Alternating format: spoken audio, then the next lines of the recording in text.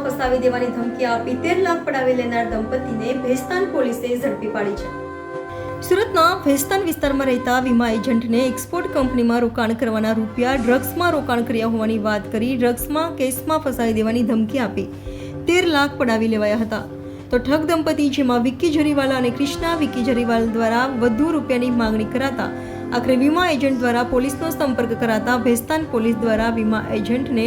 Drugs કેસમાં ફસાવાની ધમકી આપી લાખો પડાવી લેનાર ઠગ દંપતી વિક્કી જરીવાલા અને તેની પત્ની કૃષ્ણાની ધરપકડ કરી કાયદેસરની કાર્યવાહી હાથ ધરી હતી. ભેસ્તાન પોલીસ સ્ટેશનમાં એક ક્રિમિનલ કેસ દાખલ થયેલો છે. બીએનએસની કલમ 318 બ્રેકેટમાં 4, 336 બ્રેકેટમાં 3, 342 બ્રેકેટમાં 2 અને 61 મુજબ આ ગુનાના ફરિયાદી જે છે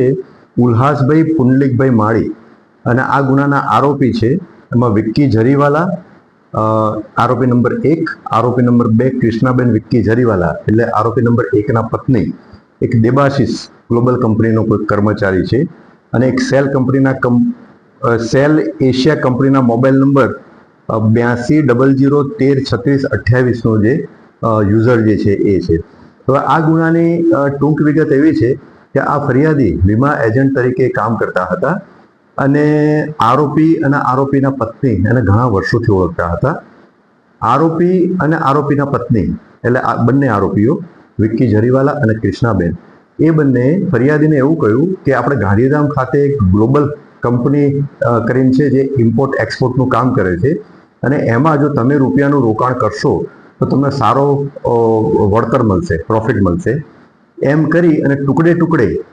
આંગળીયા મારફતે અને બેંક એકાઉન્ટ મારફતે 10 લાખ રૂપિયા જેવી રકમ આ ફરિયાદી પાસેથી બંને આરોપીઓએ જે તે જગ્યાએ મોકલાવેલી હતી. આંગળીયા થ્રુ અને બેંક એકાઉન્ટ મારફતે આરટીજીએસ મારફતે ટ્રાન્સફર કરેલી હતી. 10 લાખની રકમ મોકલ્યા બાદ એક વખતે આરોપી કૃષ્ણાબેનનો આ ફરિયાદી ઉપર વોઇસ મેસેજ આવ્યો અને એમને એવું કહ્યું કે એસઓજી એટલે સુરત એસઓજી એના પતિ એટલે વિક્કીને લઈ ગઈ છે અને આ બાબતે પછી ફરિયાદીએ રૂબરૂમાં આરોપી નંબર 2 એટલે કૃષ્ણાબેન જોડે વાતચીત કરી તો એમણે એવું કહ્યું કે એસઓજીની પોલીસ લઈ ગઈ છે અને મેં આ બાબતે ભેસ્તાન પોલીસ સ્ટેશનમાં એક મિસિંગની અરજી પણ આપેલી છે.